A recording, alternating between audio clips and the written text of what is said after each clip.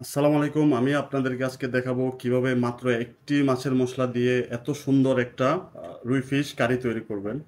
So দেরি না করে শুরু করছি আজকের ভিডিও। প্রথমে আমি এখানে নিয়ে নিচ্ছি মাছ। আমি এখানে 700 গ্রামের মতো মাছ নিয়েছি। তো আমি মাছটাকে ম্যারিনেট করব এখন। পরিমাণ মতো লবণ দিব। তারপর দিয়ে দিব হচ্ছে স্পাইস গুঁড়োর জাদুকরি মাছের মশলা। পরিমাণ মতো দিয়ে দিব। এই মশলাটা দেওয়ার পরে আপনার এক্সট্রা কোনো হলুদ মরিচ ব্যবহার করতে হবে না। তারপর আমি এটা মিক্স করে নিব। মিক্স করার পর আমি এটা জাস্ট 5 মিনিট রেখে দেব। তারপর আমি ফ্রাই প্যানে দিয়ে দেবো হচ্ছে পরিমাণ মতো তেল মাছটা ফ্রাই করার জন্য। আমার ফ্রাই প্যানটা ননস্টিক, আমি হালকা তেল দিয়ে নিলাম। তারপর তেলটা একটু হিট আপ করে নেব। তেলটা হিট হয়ে গেছে, তারপর আমি একটা একটা করে মাছটা দিয়ে দেব।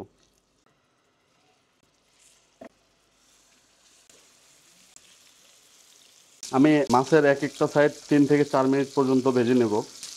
2 থেকে 3 মিনিটের মধ্যে আমার মাছটা এক সাইড ভাজা হয়ে গেছে। তারপর এটা আমি উল্টাই দিব।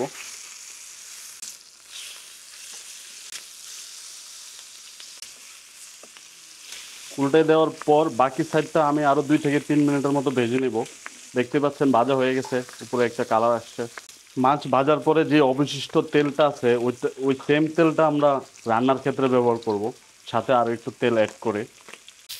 আমার মাছটা দুই সাইড ফ্রাই করা শেষ। তারপর আমি একটা একটা করে তুলে নেব, একটা পাত্রে রাখবো। তারপর আমরা চলে যাব পরবর্তী রান্নাতে। তারপর আমি দিয়ে দিব হচ্ছে মাছ ভাজার যে অবশিষ্ট তেলটা, অপচয় না করে আমি এটা এখানে দিয়ে দিব। তারপর এটার সাথে আমি পরিমাণ মতো ফ্রেশ তেল দিয়ে দিব। অনেকে তেল কম পছন্দ করেন, সেই ক্ষেত্রে আপনারা যে যেমন পছন্দ করেন, তেলটা লেস পছন্দ করেন অনেকে, লেস অয়েল ব্যবহার করতে পারেন। তারপর আমি এখানে দিয়ে দিব হচ্ছে পেঁয়াজ। পেঁয়াজটা একটু ব্রাউন হওয়া পর্যন্ত আমি ভেজে নেব। দেখতেই পাচ্ছেন পেঁয়াজটা ভাজা হয়ে গিয়েছে। তারপর আমি একটু পানি দিয়ে নেব। পানি পানিটা অ্যাড করার কারণ হচ্ছে পানিটা দিয়ে তারপর আমি মশলাটা দেবো, যাতে পেঁয়াজটা বেশি করে না দেয়। সেক্ষেত্রে পানি দিয়ে নিলাম। তারপর আমি এখন মশলাটা অ্যাড করবো। আমি এখানে দিয়ে দিব হচ্ছে এখন 1 টেবিল স্পুন আদা রসুন পেস্ট। আমি যে মশলাটা ব্যবহার করে রান্না করব, এই মশলাটা ইউজ করলে আপনার আদা রসুন না দিলেও চলবে। যদি বাসায় করা থাকে, আমার হাতের নাগালে ছিল বিদায় আমি একটু দিয়ে নিলাম, টেস্টটা আরো একটু ভালো করার জন্য। তারপর সবচেয়ে আকর্ষণীয় যেটা, সেটা হচ্ছে স্পাইস গুঁড়োর জাদুকরি মাছের মশলাটা। যে এই একটি মাত্র মশলা দিয়ে সম্পূর্ণ রান্নাটা আমি করব। তারপর এই মশলাটা আমি দিয়ে দেবো হচ্ছে আপনার, আমার মাছের পরিমাণ 700 গ্রাম, সেই ক্ষেত্রে আমি দিয়ে দেবো হচ্ছে এখানে 1 টেবিল স্পুন।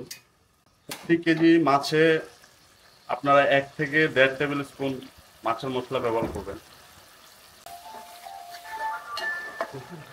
যেহেতু আমি রান্নাটা সবজি, আমার এখানে সবজি আছে, যেহেতু আমি রান্নাটা সবজি দিয়ে করব, সেই ক্ষেত্রে আমি এখানে আরো 1/2 টেবিল স্পুন মাছের মশলা দিয়ে নিলাম।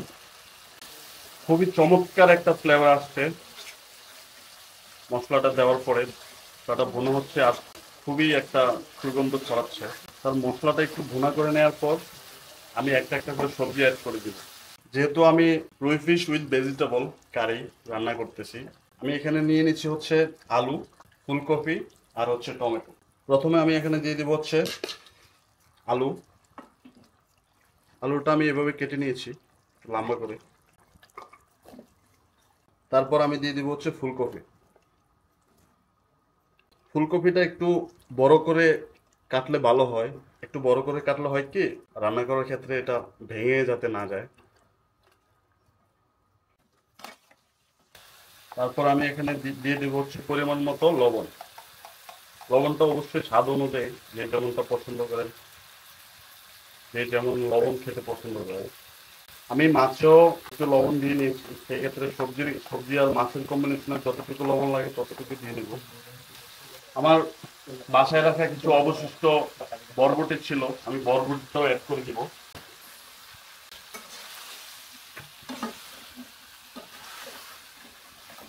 যে কোনো সবজি ফ্রিজে বেশি দিন থাকলে নষ্ট হয়ে যায়, সেই ক্ষেত্রে আপনারা যে কোনো রান্নার ক্ষেত্রে যে কোনো মাছ যেটাই রান্না করেন বাসায়, কোনো অবশিষ্ট কিছু থাকলে পারলে অ্যাড করে দিবেন, তো জিনিসটা ফ্রিজে থেকে আর নষ্ট হবে না।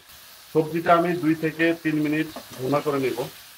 তারপর আমি এখানে দিয়ে দিব ঝাল অনুযায়ী কাঁচামরিচ, যে যেমন ঝাল পছন্দ করেন এমন মরিচ অ্যাড করে নেবেন। সবজিটা একটু তাড়াতাড়ি সিদ্ধ হওয়ার জন্য আমি এটা ঢেকে নিব। 2 থেকে 3 মিনিটের জন্য এটা ঢেকে দিব। 3 থেকে 4 মিনিটের মতো হয়ে গেছে। সবজিটা আমাদের 60% সিদ্ধ হয়ে গেছে। বাকিটা মাছ দেওয়ার পরে রান্না করতে করতে হয়ে যাবে। এখন আমি দিয়ে দিব হচ্ছে যে মাছটা ভেজে রাখছিলাম, মাছটা দিয়ে দিব। মাছটা সুন্দর করে আমি উপরে সাজিয়ে দিব একটা একটা করে। তারপর দিয়ে দিব হচ্ছে টমেটো। যেহেতু আমরা ঘরোয়া স্টাইলে মাছের কারি রান্না করতেছি সাথে সবজি দিয়ে, সেই ক্ষেত্রে আমরা যেহেতু কারি, সেই ক্ষেত্রে আমরা গ্রেভিটাও একটু বেশি রাখবো। তারপর আমি এখানে দিয়ে দিব হচ্ছে পানি। পানিটা অ্যাড করে দিব। কারির ক্ষেত্রে পানিটা একটু বেশি দিতে হয়। আমার পানি দেওয়া শেষ, টমেটো দেওয়া শেষ। আমি এখন 10 থেকে 12 মিনিটের জন্য এটা ঢেকে দিব। মিডিয়াম আছে, আমি এটা এখন ঢেকে রাখবো। 10 থেকে 12 মিনিট পর আমি ঢাকনাটা তুলে নিলাম। মাশাআল্লাহ, খুবই চমৎকার একটা সুগন্ধ আসছে। আপনারা ভিডিওতে বিশ্বাস করবেন কিনা জানি না, বাট আপনারা ট্রাই করার পরে অবশ্যই বুঝতে পারবেন যে এই মশলাটা ব্যবহার করার পরে রান্নার সুগন্ধটা কিরকম আশেপাশে ছড়ায়। আমার রুই ফিশ কারি অলরেডি হয়ে গিয়েছে। আমার রুই ফিশ কারির টেস্ট বুস্ট করার জন্য আমি এখানে দিয়ে দিব হচ্ছে একটু করে দিয়ে দিব হচ্ছে স্পাইস গুঁড়োর স্পেশাল মিষ্টি চাট মশলাটা। এটা দেওয়ার ক্ষেত্রে যে কোনো তরকারির লাস্টে এটা যদি দেন আপনারা, টেস্টটা একটা এক্সট্রা হিট আসে যে কোনো তরকারিতে। তারপর আমি দিয়ে দিব হচ্ছে ফ্রেশ ধনিয়া পাতা।